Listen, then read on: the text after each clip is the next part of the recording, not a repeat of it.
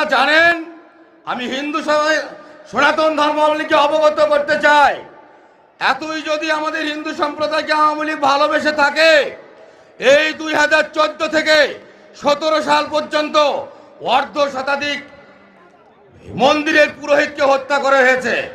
আপনারা কয়জন পুরোহিতের বিচার চেয়েছেন? কয়জন পুরোহিতের বিচার পেয়েছেন?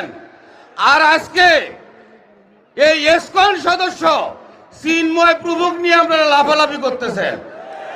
এই চিন্ময় প্রভু ইসকন সদস্য যারা আমাদের হিন্দুদের মধ্যে বিভেদ সৃষ্টি করেছে, আপনারা উত্তরবঙ্গে ইউটিউব সার্চ দিলে দেখতে পারবেন রায়ন চক্রবর্তী শুভ তার সঙ্গে এই ইসকন সদস্যদের কত বাকবিতণ্ডা হয় বা হয়ে আসছে। আমাদের সনাতন ধর্ম সৃষ্টি হইতে শ্রাদ্ধ ছিল, এই শ্রাদ্ধের মধ্যে বিভেদ সৃষ্টি করেছে।